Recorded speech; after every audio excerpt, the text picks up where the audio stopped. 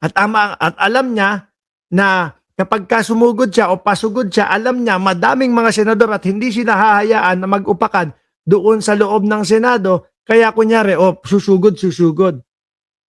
Pero ang totoo, alam niya sa sarili niya na merong 5 senador na kayang umawat sa kanya. Sabi ni M. Suzuki, Boss Mark, utos yan. Nilustay na pumunta si Bato. Ako naniniwala ako dyan sa sinasabi mo. No? Naniniwala ako, it's either maybe ang vice-presidente ang nakiusap sa kanya o yung mga kasamahan niya na mga senador na nalalagay sa alanganin na posibleng makulong dahil doon sa mga kaso. Diba? Kaso ng flood control, kaso ng kung ano-ano, mga kababayan. Tuloy. And for the record, Mr. President, we voted against. Ganon. Hindi nyo naririnig? Sandali, wala ba kayo naririnig? Sandali, ito sa akin, tingnan ko nga, bakit ganon? Totoo? Nakikita ko, iba yun na, si Kiko Pangilinan yung nasa video ko. Sandali, ayusin lang natin. Aba, oo nga, sino to? Ulitin natin.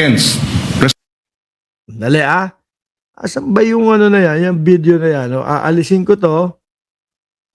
Remove from the studio. Tapos, nasa na yung ito, kay Kiko Pangilinan. Resolution number 44. Ayan na. Nandiyan na, Pero naririnig nyo. Wala lang video. Ayan, meron. Game. Video lang issue. Okay. Ayan. Si Bato, si Robin Padilla, di ba? Pasigaw dito. Address other concerns, Mr. President. The For the record, paano natin pag-uusapan yung ibang... And for the record, Mr. President, I still have the floor.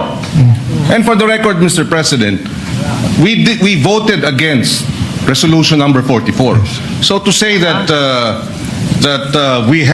Bumoto sila doon sa resolution number 44 against, na humihingi sila Bato de la Rosa ng saklolo sa Supreme Court para pigilan po yung pag-aresto sa kanya ng ICC o pag-aresto sa kanya ng Philippine National Police o NBI gamit yung warrant ng ICC.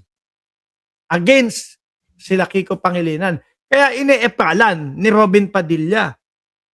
Nang akala mo naman kung makaasta, anak ng putik na yan, akala mo ang daming laman ng baon ng ulo. Di ba?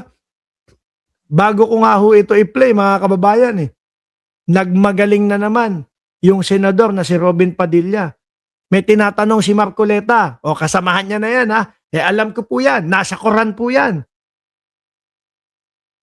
Tapos hindi naman pala alam, ang nandoon daw pala doon sa koran ay kapag hindi mo alam, itanong mo doon sa nakakaalam.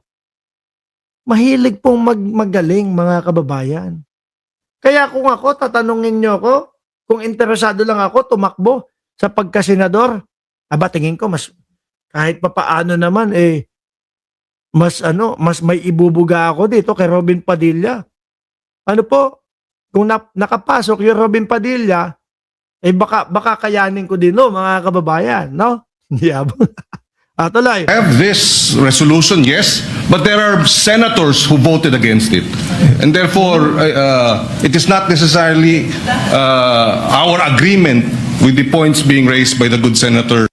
So, porkit majority sila, gusto nila i-bypass yung mga minority na bumoto na against doon sa Resolution 44 nung kay Bato de la Rosa na pigilan ang pag-aresto sa kanya. Abay, bigla ata kayong mga naghari-harian kung kailan kayo ay majority na. From Camarines Norte. Ayan. At eto po, napikon si Robin Padilla, may pagsugod. Ito yung sinasabi ko sa inyo, na alam kasi ni Robin Padilla na may aawat sa kanila, kaya may pagsugod na ginagawa o ginawa. Ayan, Siyempre, pagkatapos po ng taklakayan at pagkatapos po ng diskusyon, mga boss chipamo, sir, lumapit si Senador Kiko Pangilinan. Kumakamay, no? As a demokratikong senador. Yabang ni Robin, walang pagkamay.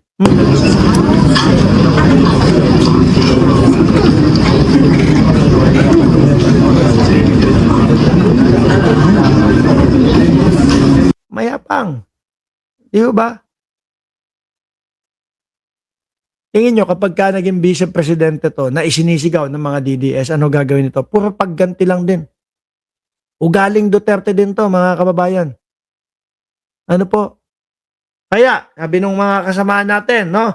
Na sumusuporta sa gobyerno ni Pangulong Bongbong Marcos, meron daw pong pagtitipon, nagaganapin sila sa harap ng Senado alas 2 ng hapon. Kaya kung kayo ay makakadalo, no? Panatiliin nyo lang na tahimik, na nandoon kayo, na alam ng mga senador na yan na ang taong bayan ay nagtitipon-tipon dahil alam yung mga kabulukan at yung kanilang mga ginagawa doon sa Senado. Wala, bulok na ho, mga boss chief amo, sir. Biruin mo, oh. Meron tayong isang vice-presidente na may mga probable cause para doon sa mga congressman para i-impeach ang ating vice-presidente. Pero ano ginawa nila? In-impeach, hindi. Tinudit nila si Soto upang sa ganon, yung nakasaad sa konstitusyon na forthwith, agad-agad, kailangan mag-convene at maging impeachment court agad ang Senado, hindi mangyari. Yan po ang mga niyan, pakay niyang mga yan, mga bossing. No? Lugi na naman ang mamamayang Pilipino.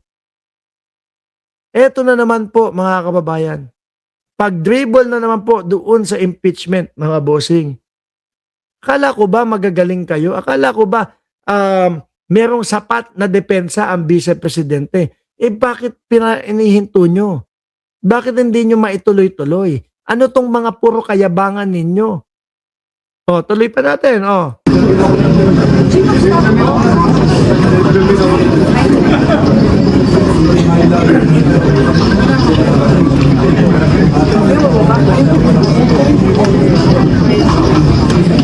Mayabang.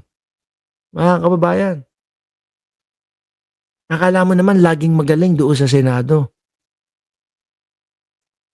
Wala naman din, no? Ito, kasama ito si Robin Padilla doon sa, kung matatandaan nyo, yung inaaresto ni General Torre, si Kibuloy. Kasama ito doon sa pumunta ho, mga boss chief amo, sir, sa Davao, doon sa imperyo ni Kibuloy, para doon sila maghiring-hiring para pigilan yung paghuli kay General Torre. Daddy, they know AJ. What? They know AJ. It's too early pa eh. Tagal AJ. Okay. I'll see you later. Okay? May hinihintay siyang bisita kasi. May hinihintay siyang bisita kasi. Wala pa daw ho, mga kababayan.